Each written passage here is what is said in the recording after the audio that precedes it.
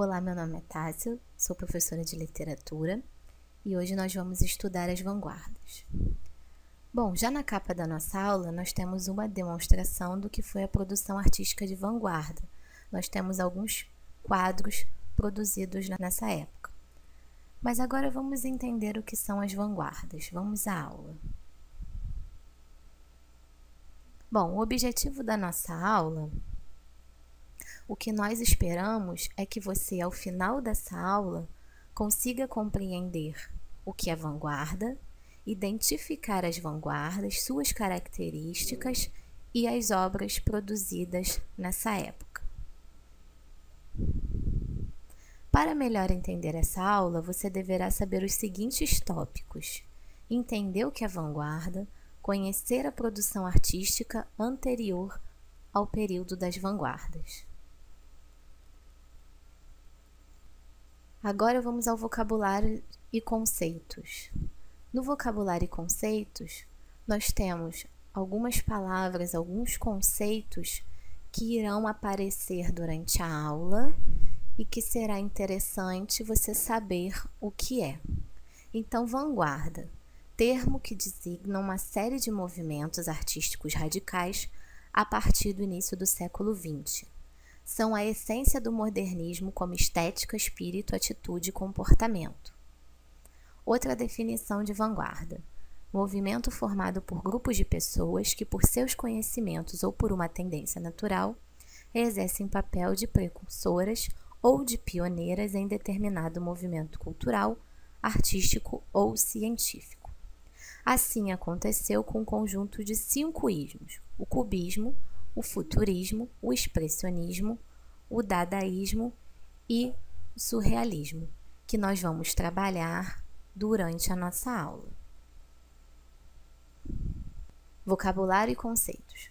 Revolução Russa foi uma série de eventos políticos na Rússia que, após a eliminação da autocracia russa e depois do governo provisório, resultou no estabelecimento do poder soviético sob o controle do Partido Bolchevique. Primeira Guerra Mundial. O avanço do capitalismo provocou uma desigualdade entre as nações europeias. A disputa por novas áreas, por novos mercados, pela hegemonia do continente, acabou por causar uma grande guerra. Então, esses dois conceitos, são importantes, esses dois conceitos históricos, porque as vanguardas acontecem dentro desses dois conceitos. A vanguarda aparece dentro do contexto histórico da vanguarda. Eu tenho a Revolução Russa e a Primeira Guerra Mundial. Contexto histórico. Então, agora nós vamos ver o contexto histórico em que as vanguardas surgiram. O início do século XX é marcado pela Primeira Guerra Mundial e pela Revolução Russa, que nós acabamos de definir anteriormente. Além disso, um salto no desenvolvimento científico-tecnológico cria condições propícias a profundas mudanças em todos os campos das atividades humanas. Paralelamente, significativas parcelas da população não se beneficiavam do capitalismo. Pelo contrário, viviam cada vez mais à margem de todo esse processo. Com esse pano de fundo, surgiam movimentos artísticos que questionavam o passado e buscavam um novo caminho. Costuma-se afirmar que o século XIX se prolongou até 1914. A afirmação pode valer para o campo de ordenação política e econômica, mas não vale para as artes, que se anteciparam entre 1907 e 1910. Obras e manifestos já anunciavam o que seria a modernidade artística. Surgiam dessa forma as vanguardas. Então, o contexto histórico em que a vanguarda aparece historicamente, eu tinha a Revolução Russa e a Primeira Guerra Mundial. E nesse período, Paris era o grande centro cultural da época. Foi lá que surgiram as ideias que se espalharam para o mundo. A agitação cultural em Paris foi muito intensa. Então, assim surgiram as vanguardas. Nesse contexto, nessa agitação cultural, surgiram as vanguardas. E surgiram também os manifestos, porque toda vanguarda produziu um manifesto. O manifesto, na verdade, eles davam destaque ao que essas vanguardas propunham, né? E esses manifestos, eles eram divulgados nos jornais da época. Mas vamos entender melhor agora as vanguardas e os manifestos, nos slides seguintes. Agora nós temos o esquema organizacional global. Você perceberá que aparecerão esquemas como esse no decorrer de toda a nossa aula. E para que eles servem? Na verdade, eles são a principal ferramenta do sistema EQUA, do nosso sistema de estudo. Ele engloba todo o conteúdo trabalhado na aula de forma organizada e de fácil entendimento. Assim, o seu estudo ficará mais simplificado, né? Você entenderá o conteúdo de uma maneira simples. Então, aqui nós temos o esquema organizacional global das vanguardas. Nós temos o cubismo, o futurismo, o expressionismo, o dadaísmo e o surrealismo, e as suas características. Então, agora, vamos ver cada vanguarda separadamente. Aqui, nós temos as características comuns das vanguardas. Então, cada vanguarda tem uma característica particular, mas elas também têm características comuns. Vamos ver então. As vanguardas têm em comum o questionamento da herança cultural do século XIX. Acreditavam que os velhos padrões da arte conservadora eram coisa do passado. O século XX precisava ter suas referências estéticas. Assim, surgiram cubismo, futurismo, expressionismo, dadaísmo e surrealismo. Quase todas as vanguardas lançaram manifestos, que são textos que divulgam as propostas das novas formas de arte. Bom, então, apesar de cada vanguarda ter o seu próprio projeto, suas próprias ideias, suas características, elas têm como característica comum o desejo de romper com os princípios que guiavam a arte do século XIX. As produções de vanguarda trabalhavam com a ruptura dos valores do passado. As vanguardas, na verdade, elas buscavam um novo olhar sobre a arte, Buscavam novas técnicas, novas linguagens, e isso não foi só na literatura, não. Aconteceu também nas artes plásticas e na música. Os artistas, com tudo isso, eles querem provocar o choque entre o conservador, a arte que já havia anteriormente, e as novas ideias, a arte que está surgindo agora, as novas propostas. E para divulgar essas propostas, eles lançavam os manifestos, que, como nós vimos lá anteriormente, eram lançados em jornais. Aqui nós temos as características gerais das vanguardas em tópicos. Então, eu tenho negação das obras artísticas do passado, a primeira delas, A segunda, ruptura formal com os princípios estéticos do passado. Essas duas, elas rompiam com as manifestações artísticas do passado e buscavam um novo olhar sobre a arte. 3. Invenção de novas técnicas, novos objetos estéticos. Bom, as vanguardas, já que elas queriam romper com o passado e criar algo novo, então elas tinham que criar novas formas, novas técnicas de produzir arte. 4. Experimentalismo. As vanguardas, elas tentam novos conceitos, novas visões sobre a arte, E na 5, chocavam o público. Bom, tudo que é novo choca. Com a vanguarda não foi diferente, principalmente por causa do modo agressivo e inovador que as vanguardas passaram a apresentar a arte. Então, vamos ver agora o cubismo. Então, nós temos aqui um quadro produzido na época do cubismo. Você sabe que quadro é esse? Qual é a relação dele com o cubismo? Vamos entender melhor então. Cubismo. O movimento cubista teve início na França em 1907 com a tela Les Demoiselles d'Avignon de Pablo Picasso. Esse quadro revela um modo revolucionário de apresentar a realidade, rompendo com os princípios tradicionais de harmonia, proporção e beleza. Além de Picasso, também se destaca no cubismo o pintor Georges Braque. A proposta do cubismo centrava-se na liberdade que o artista deveria ter para decompor e recompor a realidade a partir de seus elementos geométricos. Propõem diferentes pontos de vista a partir dos quais um objeto pode ser observado. Assim, eles pretendem forçar o observador a questionar a realidade. Então, vamos entender melhor o cubismo. Então, como nós vimos no slide anterior, né, o quadro que eu perguntei se vocês sabiam qual a relação dele ou não do cubismo, aquele quadro foi muito importante para o cubismo, porque a partir dele surge a pintura cubista e o grande mestre Pablo Picasso. O cubismo, como nós vimos, né, no slide, ele desenvolveu-se primeiro na pintura, valorizando as formas geométricas, cones, esferas, cilindros, né, ao revelar um objeto em seus vários ângulos. Então, trabalhava muito com essa questão das formas geométricas e revelavam os objetos, o objeto, né, da sua pintura, da sua obra, nos seus vários ângulos, né?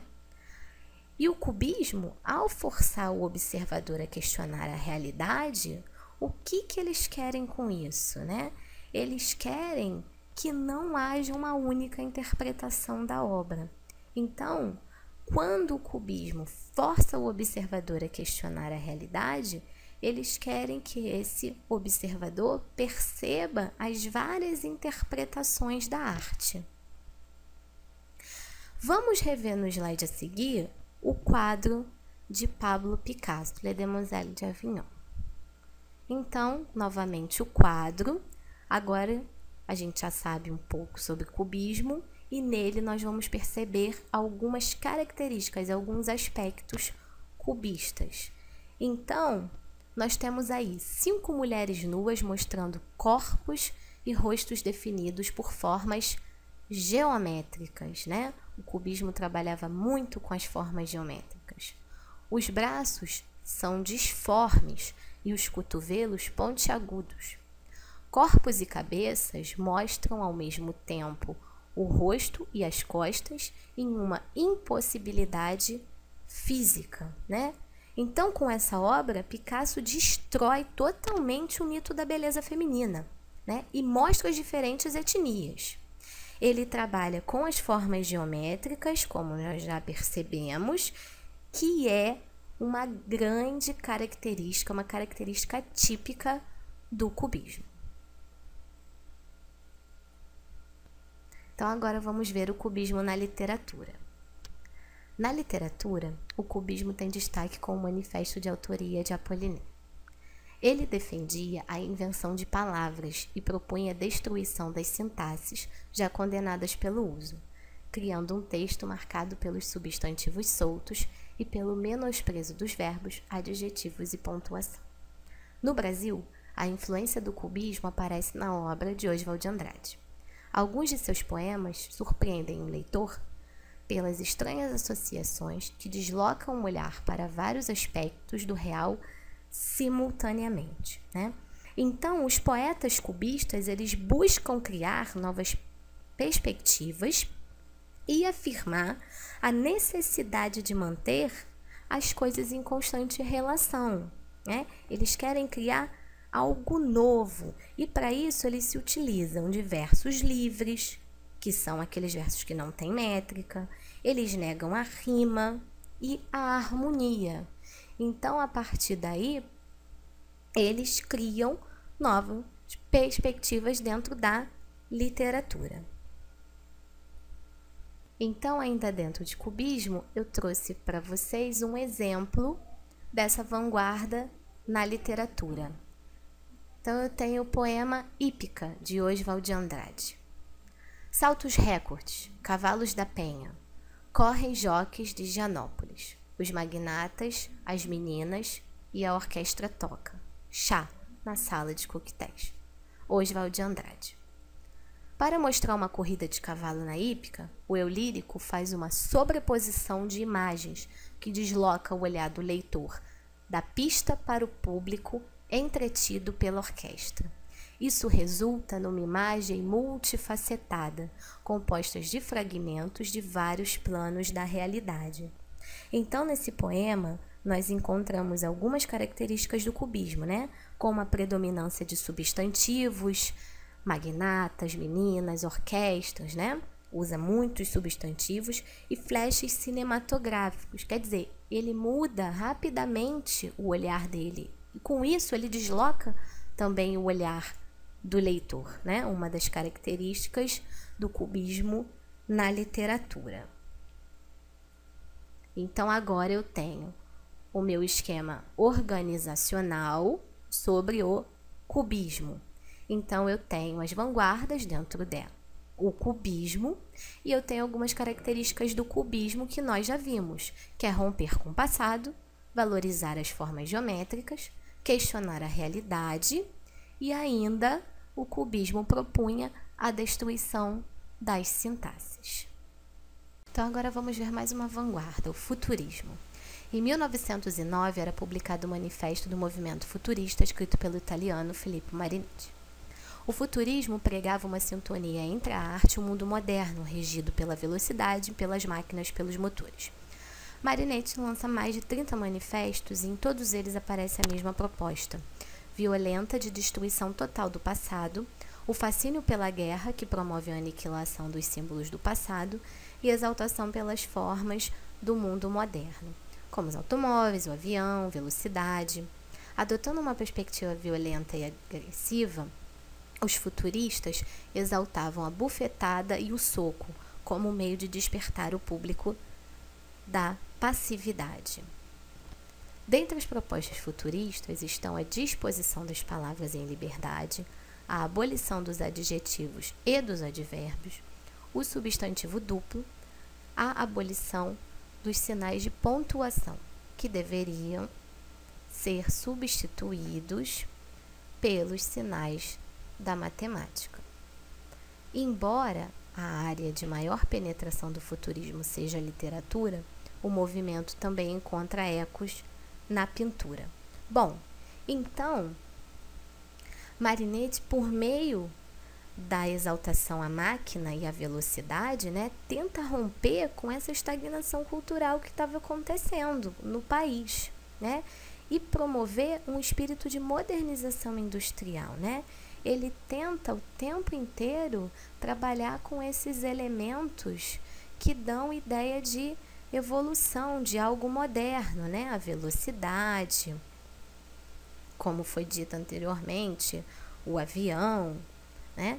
O futurismo, então, passa a designar uma nova arte, né? Um movimento que pretende ser antitradicional, ele quer ser renovador, otimista, dinâmico, né? Como nós vimos aqui, ele quer trabalhar com as formas do mundo moderno.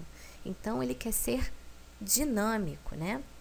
E para os futuristas, encarar a arte como processo violento, conforme nós vimos, né? Não é, ele quer com isso criar uma expectativa quanto à sua recepção. Então, o que eles querem com isso? Eles esperam provocar uma resposta no público, porque eles acreditam que a violência destrói com modelos e faz o povo reagir.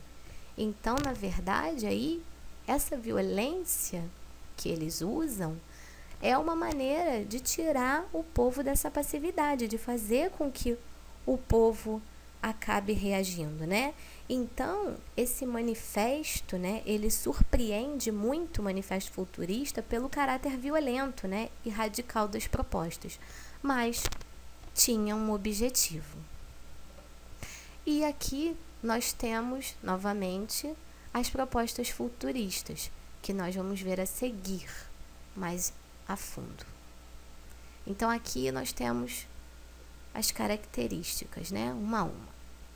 O culto do novo, né? O futurista, ele exaltava o moderno, o novo. Representação da velocidade, eles exaltavam as formas do mundo moderno, cultuavam a velocidade. Arte agressiva, né? Com a arte agressiva, o futurista esperava provocar uma resposta no público, né? Que o público saísse dessa passividade. corte dos elos com o passado, né? Ele pensa no futuro, ele rompe com o passado. Palavras em liberdade. E aqui nós temos no finalzinho um pedacinho do Manifesto Futurista. É preciso destruir a sintaxe, dispondo os substantivos ao acaso, como nascem. Manifesto Futurista, de 1912. Então, esses dois últimos tópicos, na verdade, eles mostram, né, as propostas violentas de romper com o passado, né? Eles querem as palavras livres, querem destruir a sintaxe, querem fazer algo novo, querem romper com toda a arte que existia anteriormente. Então, aqui eu trouxe para vocês um pedacinho do texto Ode ao Burguês, de Mário de Andrade, que sofreu, né? Mário de Andrade sofreu a influência do futurismo na sua obra. Então, tem um pedacinho aqui do texto. Ode ao burguês. Eu insulto o burguês níquel, o burguês, a digestão bem feita de São Paulo, o homem curva, o homem nádegas, o homem que, sendo francês, brasileiro e italiano, é sempre um cauteloso pouco a pouco. Eu insulto o burguês funesto, o indigesto feijão com tocinho, dono das tradições. Fora os que algarismam os amanhãs. Olha a vida dos nossos setembros. Ódio e insulto, ódio e raiva, ódio e mais ódio. Morte ao burguês de giolhos, cheirando religião e que não crê em Deus. Ódio vermelho, ódio fecundo, ódio cíclico, ódio fundamento, sem perdão. Fora o bom burguês. Bom, algumas características futuristas presentes nesse poema são o tom agressivo e exclamativo, como a gente pode perceber através da pontuação, que sugere gritos e revoltas, né?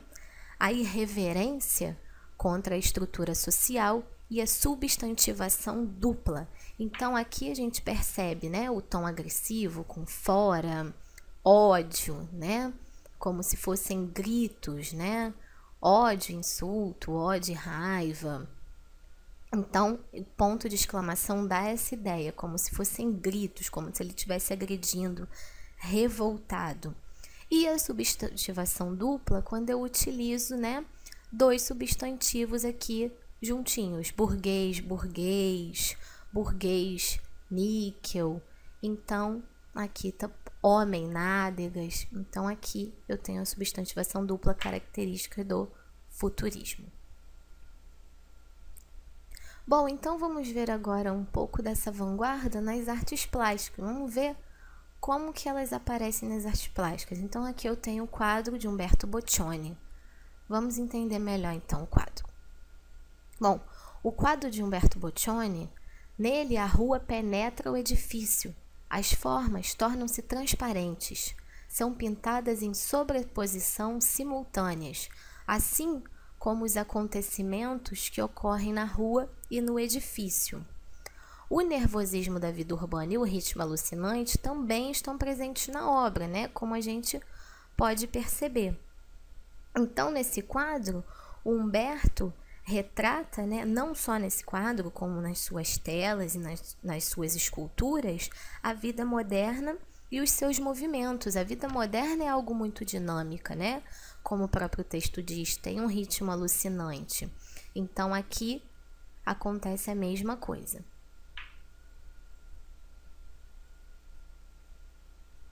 Então, aqui eu tenho o esquema organizacional do futurismo. Como nós já vimos, o cubismo e agora o futurismo, né? Que tem como característica culto do novo, né? Do moderno, representação da velocidade, arte agressiva, corta os elos com o passado e palavras em liberdade. Então, vamos a mais uma vanguarda, expressionismo. Em 1910, na Alemanha, surge uma nova vanguarda denominada expressionismo. A base dessa vanguarda é o resultado do processo criativo que supõe a perda do controle consciente durante a produção de uma obra. Preocupa-se com as manifestações do mundo interior e com a forma de expressá-las. As figuras humanas retratadas nas telas expressionistas não têm traços bem definidos. Pelo contrário, apresentam rosto e corpo distorcido. Na literatura, os poetas abordam a derrocada do mundo burguês e capitalista, denunciando um universo em crise e sensação de impotência de homem preso em um mundo sem alma. Temas como esse garantem ao texto expressionista um caráter negativista. Bom, então, pelo que a gente percebe, os expressionistas buscam fazer da obra de arte um reflexo do seu mundo interior, né? Há uma valorização aí da expressão, da materialização, né, das imagens, né, do nosso mundo interior, né? Sejam elas belas ou sejam elas feias. Ele não está interessado em retratar só o que é bonito. Tanto é que os traços não são bem definidos. Os traços humanos são distorcidos. Então não está preocupado em retratar se é belo ou se é feio, né? Tanto faz. E na literatura, a linguagem ela acaba sendo fragmentada, porque ela é constituída de frases nominais, né? Sem rima, sem estrofe. Então, os expressionistas, na verdade, eles veem o mundo de maneira deformada. Isso tanto nas artes plásticas quanto na literatura, porque você também vai fugir da rima, vai fugir da estrofe, vai sair um pouco do padrão que existia anteriormente. Então, aqui eu tenho algumas características do expressionismo, né? Mais algumas. Cores intensas, simbólicas, imagens sugestivas. Bom, aí para manifestarem suas emoções, né? Os artistas usavam cores vibrantes. Nós vamos ver isso daqui a pouco em uma obra. Deformação da realidade representada subjetivamente. Mostra seus aspectos hediondos, terríveis e dolorosos. Essas duas características agora, na verdade, o que acontece? O porquê delas ocorrerem, né? Porque a realidade que o artista expressionista ele vive é horrível, né? Por isso ele a deforma ou acaba eliminando. Ele acaba eliminando simplesmente, né? Criando a arte abstrata. Então, como ele faz essa deformação da realidade, ele acaba sendo subjetivo e ele acaba deformando por conta disso, para criar uma arte abstrata. Valorização dos conteúdos subjetivos que adquirem maior importância do que a técnica. Bom, aí a razão vai acabar se tornando um objeto de descrédito, porque eles valorizam o que é subjetivo, né? Tanto é que eles valorizam o mundo interior, né? A obra de arte, para eles, é um reflexo do mundo interior. Por isso, um conteúdo subjetivo. E essa desvalorização da razão. Compromisso de denúncia social, temática social. Aí eu repúdio a repressão social, né? Que acontecia na época. Então, aqui nós temos um quadro, O Grito, né? Que foi um grande quadro expressionista da época, né? Então aqui no quadro nós percebemos as linhas distorcidas e as cores fortes contribuem para criar um clima de aflição e angústia que parece ecoar no grito, né? Então aqui só uma curiosidadezinha. O autor escreveu em seu diário, né, sobre um entardecer na Noruega. E esse discurso, né, esse texto que ele criou sobre esse entardecer, inspirou no quadro Grito. Então a gente percebe que a aflição, a angústia, né, que parece ecoar então no grito. E percebam as cores vibrantes, né, aqui as linhas distorcidas, todas características do expressionismo. Ele trabalha muito com as emoções, manifesta as emoções através dessas cores, né? Outro quadro, Van Gogh, né? também expressionista, a gente percebe as formas distorcidas, né? Também trabalho com as cores, né? Sempre essa distorção aí dos elementos.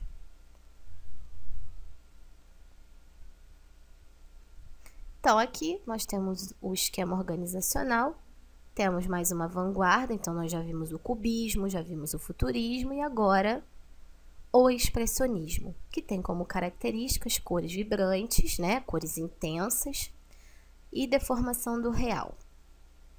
Aspectos dolorosos e valorização do subjetivismo e denúncia social, né? Bom, então agora nós temos uma nova vanguarda, o dadaísmo. Em 1916, durante a Primeira Guerra Mundial, Tristan choca o mundo com o dadaísmo, ou Dada, o mais radical e menos compreensível de todas as vanguardas. O dadaísmo vem para acabar de vez com a lógica, a organização, o olhar racional, dando à arte uma espontaneidade. Esforçando-se para expressar a negação de todos os valores estéticos e artísticos, os dadais usam métodos intencionalmente incompreensíveis. Nas pinturas, aproveitam materiais encontrados pelas ruas. O movimento pretende ser uma resposta à nítida decadência da civilização que o conflito representa. Por isso, a irreverência, o deboche, a agressividade e o ilogismo dos textos. A produção de obras artísticas é pequena, mas o movimento foi reforçado pelas experiências do artista Marcel Duchamp. Usa uma técnica que consiste em extrair um objeto do seu cotidiano e atribuir-lhe um valor artístico. Então, vamos lá, né? Aqui, quando eu uso a palavra ilogismo, é porque eles fogem à lógica, né? Não tem lógica. Então, vamos entender melhor os dadais, né? Então, os dadaístas, eles entendem que enquanto a Europa, né, está em guerra, o cultivo da arte é uma hipocrisia, né? É preciso, então, por causa disso, ridicularizá-la, destruí-la, né? E aí, o que acontece? Para isso, eles usam a irreverência, o deboche, a agressividade, né? Eles querem, com isso, mostrar, então, que aí o cultivo da arte, dentro de toda essa guerra, não passa de uma hipocrisia. E uma curiosidade, então, sobre os dadaístas, né? Sobre os dadais. Já que eles trabalham com ilogismo, não tem nada, né, menos lógico do que a forma como eles escolheram o nome, né? O nome aí dessa vanguarda, ele reflete bem essa característica de ser ilógico, né? Porque, segundo os dadaístas, eles enfiaram um estilete ao acaso entre as páginas de um dicionário e a palavra mais estranha seria a escolhida, né? E lá estava, né, no caso, a palavra dada, que em francês significa cavalinho de pau, né? Então, os dadaístas têm esse caráter ilógico dentro dos seus textos, né?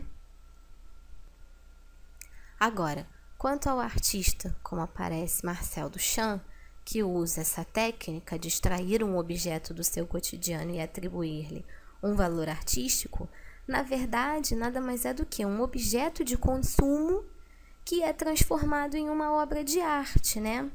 Nesse objeto não é feita nenhuma ou quase nenhuma alteração. Eu tenho um exemplo para mostrar para vocês. Então, eu tenho aqui uma obra do Marcel Duchamp.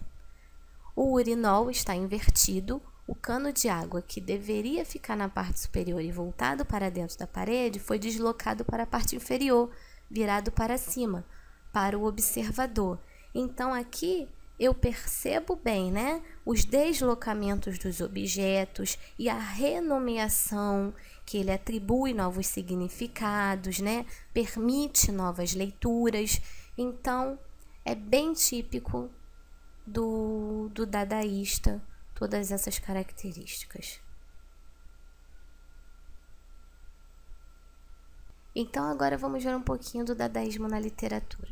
O dadaísta tem como característica a agressividade, a improvisação, a desordem, a rejeição a qualquer tipo de equilíbrio, pela livre associação das palavras e pela invenção de palavras com base na exploração do seu significante. Um exemplo disso é o poema fonético Abás, né, titulado A Batalha, né? Então, aqui você vai perceber que ele é feito a partir da improvisação, que esse poema ele é feito a partir da improvisação, ele é criado ao acaso, ele não tem uma ordem, né? A linguagem dele é totalmente desarticulada, né? Então aqui esse poema fonético mostra alguma das características que os dadaístas tinham na literatura, né? A improvisação, a criação ao acaso, a falta de ordem. E os dadaístas também têm uma curiosidade, eles rejeitam o que é racional, né? Eles rejeitam o racional e o equilíbrio. Eles querem sempre desequilibrar, né? Então agora nós temos mais uma vanguarda no nosso esquema organizacional. Nós vimos o cubismo, o futurismo, o expressionismo e agora o dadaísmo com as suas características. Rompe com o bom senso, a lógica, movimento tradicional e agressividade.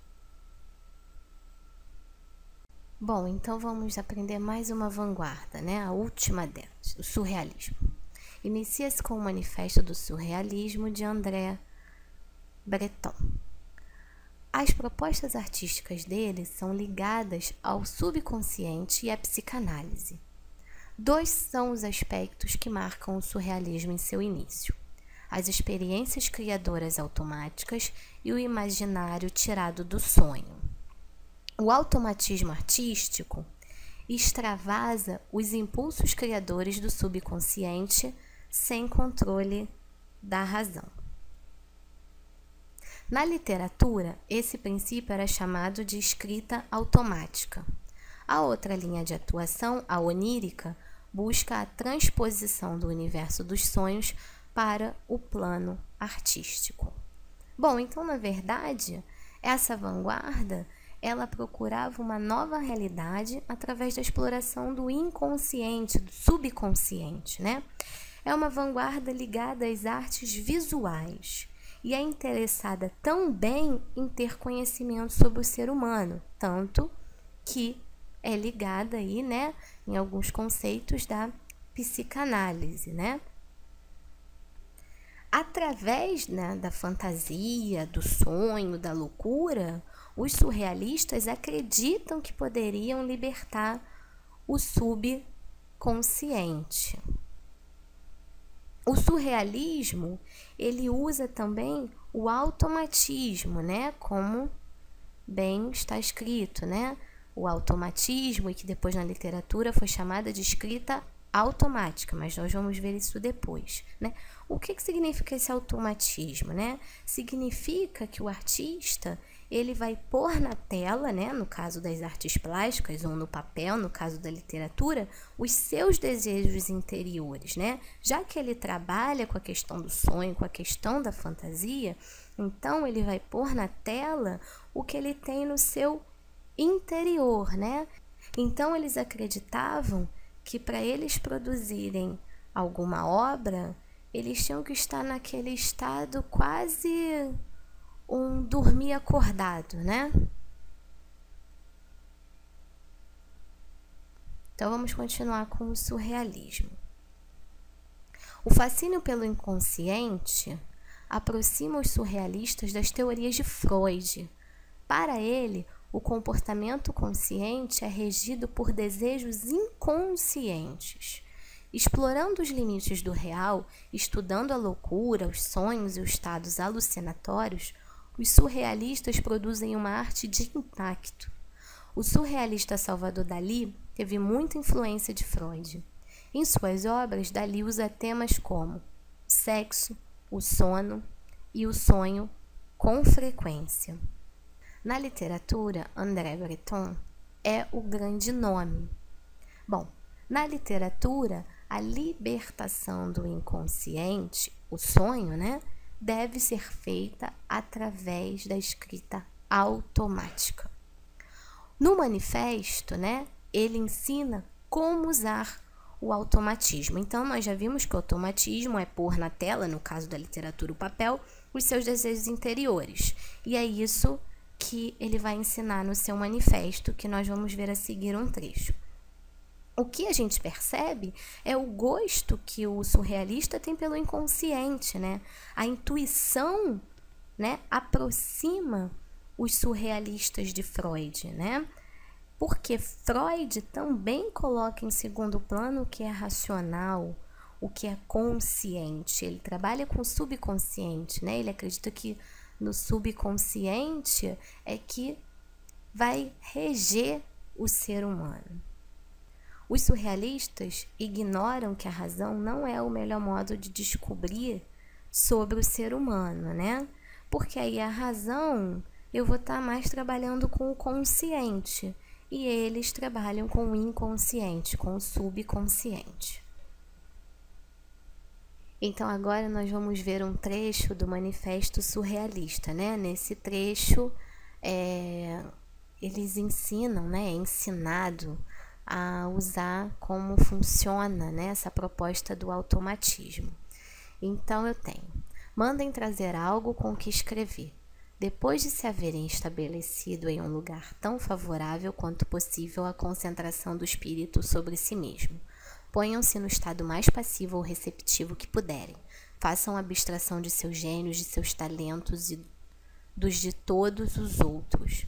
Digam a si mesmos que a literatura é um dos mais tristes caminhos que levam a tudo. Escrevam depressa, sem um assunto pré-concebido, bastante depressa para não conterem e não serem tentados a reler. A primeira frase virá sozinha, tanto é verdade que a cada segundo é uma frase estrangeira ou estranha a nosso pensamento consciente que só pede para se exteriorizar. Então, agora nós temos um slide mostrando o que os surrealistas exploravam, né? Então, eles exploraram o quê? A relação da linguagem e da arte com o inconsciente, os sonhos, o sobrenatural, a loucura, os estados alucinatórios. Tudo o que fosse o reverso da lógica e fora do controle da consciência. Então, ele não trabalhava com o racional, trabalhava com o inconsciente, tudo que fugisse da lógica. O emprego passional e irracional das imagens em busca de representar um mundo em que a realidade e a força inconsciente da imaginação se misturem. Então, na verdade, aí, para o artista surrealista, o inconsciente era o que importava, né? Era como se no momento de criação ele estivesse sonhando acordado. O ilógico e os sonhos eram realmente os seus meios de trabalho, porque eles acreditavam que através do inconsciente poderiam conhecer o ser humano. Então, assim funcionava a proposta surrealista. Então, aqui eu tenho o surrealismo na arte, né?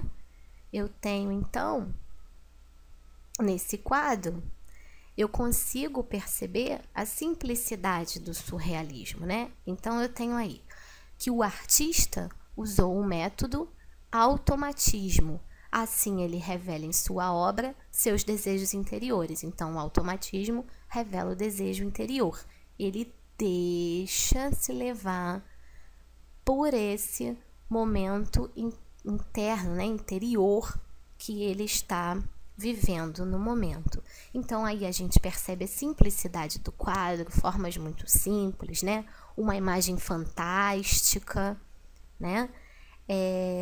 E eu percebo também que ele reproduz, né, como eu já disse anteriormente, alguma imagem do seu inconsciente, algo que ele esteja vivendo, sonhando, fantasiando naquele momento.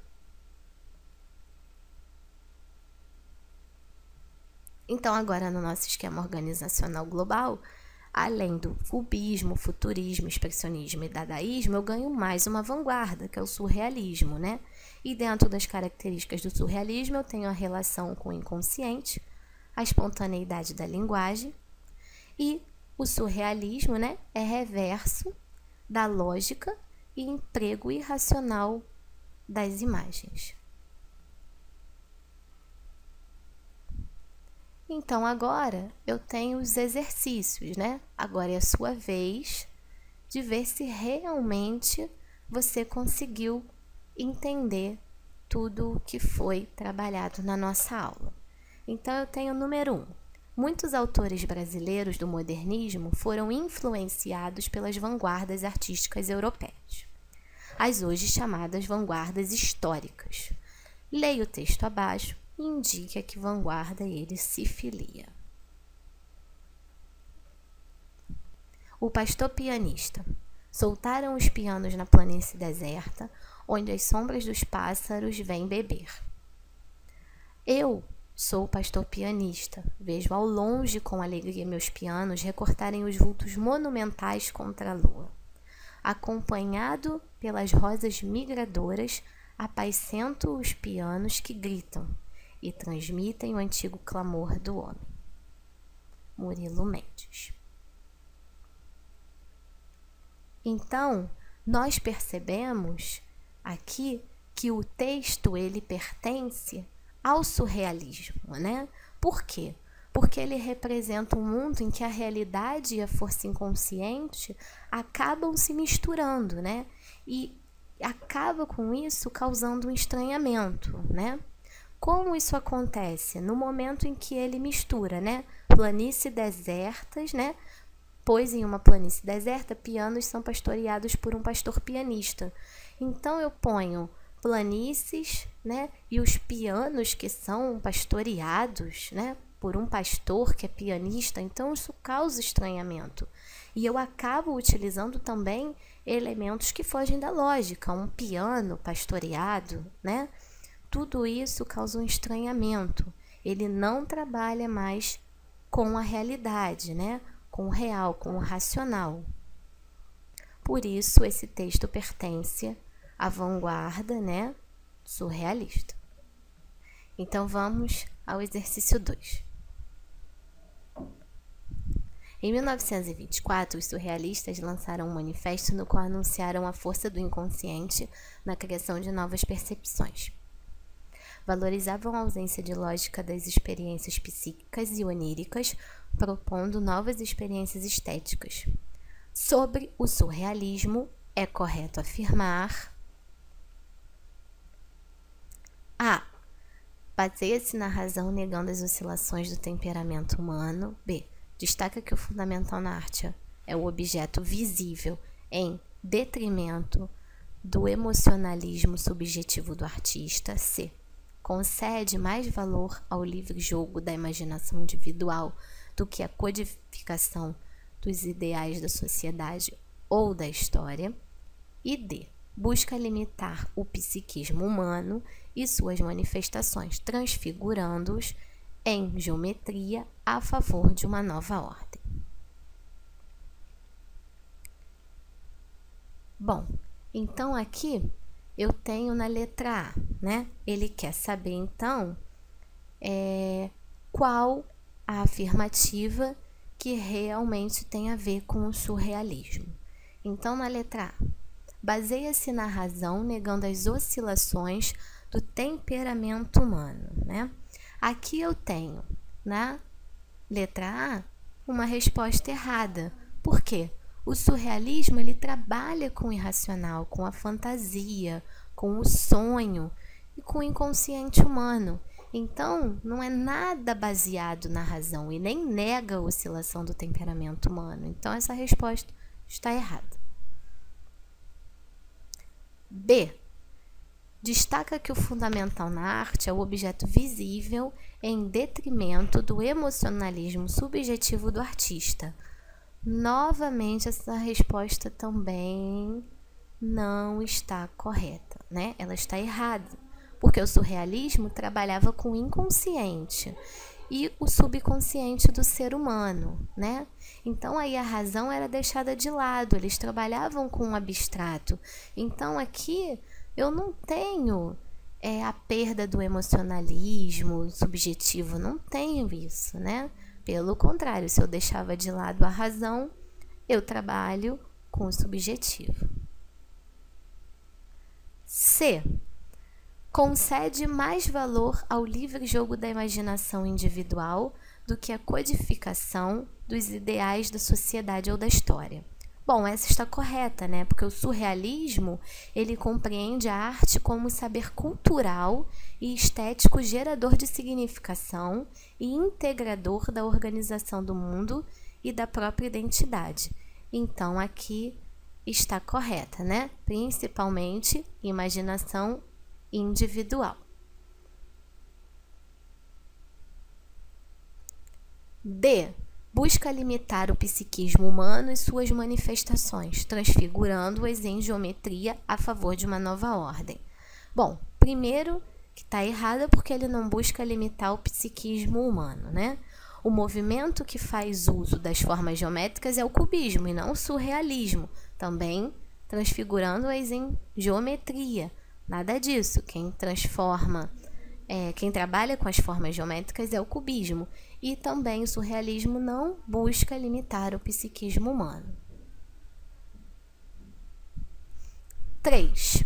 Leia o texto a seguir. Os burgueses consideravam o dadaísta um monstro dissoluto, um canalha revolucionário, um bárbaro asiático, conspirando contra suas campanhas, suas contas bancárias, seu código de honra. Bom, com base no texto e nos conhecimentos sobre dadaísmo, é correto afirmar que os dadaístas A. Apoiavam a sociedade capitalista e sua moral burguesa e não as responsabilizavam pelos horrores da guerra. B. Voltavam-se para a produção de uma arte absurda, pois na forma de provocações manifestavam seu apoio e contentamento com a guerra. C. Criticavam a arte lógica, absurda, valorizando a racionalidade na criação artística. D. Pregavam o fim da arte tradicional, pois entendiam que esta expressava os valores estéticos e ideológicos de quem detinha o poder. Então vamos agora descobrir qual a resposta correta acerca das afirmações do dadaísmo. A. Apoiavam a sociedade capitalista e sua moral burguesa e não as responsabilizavam pelos horrores da guerra. Está errada, né? Porque o dadaísmo ele é um movimento que pretendia ser uma resposta à decadência da civilização que o conflito representava. Então, realmente, os horrores da guerra, o dadaísmo não apoiava em nada, né? E responsabilizava, sim, pelos horrores da guerra. Eles realmente não apoiavam, não. Tanto é que lá no texto, né, que nós vimos anteriormente, depois se vocês quiserem parar a aula para rever, o próprio texto diz que os burgueses consideravam dadaístas canalhas revolucionários. Então, com certeza aí, eles não deixavam de responsabilizar ninguém pelos horrores da guerra, não. B. Voltavam-se para a produção de uma arte absurda, pois na forma de provocações manifestavam seu apoio e contentamento com a guerra. Errada também, né? O dadaísmo usava as provocações, os deboches e a ironia para mostrar o seu descontentamento com a guerra, né? Em nenhum momento ele se descontente com o que está acontecendo, não, né? Ele não é passivo ao que está acontecendo nesse momento, não. C. Criticavam a arte ilógica absurda, valorizando a racionalidade na criação artística. Está errado, porque os dadaístas rejeitavam qualquer tipo de racionalização e equilíbrio. Então, quando eu digo que valorizam, é uma mentira, porque eles rejeitam o que é racional. D. Pregavam o fim da arte tradicional, pois entendiam que esta expressa os valores estéticos e ideológicos de quem detinha o poder. Está correta. O dadaísmo foi um movimento artístico de intensa revolta contra o conformismo, né? Tanto que eles não são passíveis ao que está acontecendo, né? O que a guerra está deixando aí como essa bagagem que a guerra está deixando, né? Surgindo de um espírito de desilusão engendrado pela Primeira Guerra Mundial, a qual os artistas reagiram com um misto de cinismo, ironia e niilismo anárquico, não só contra a sociedade capitalista, como também contra a cultura, exemplificada na ideia de arte.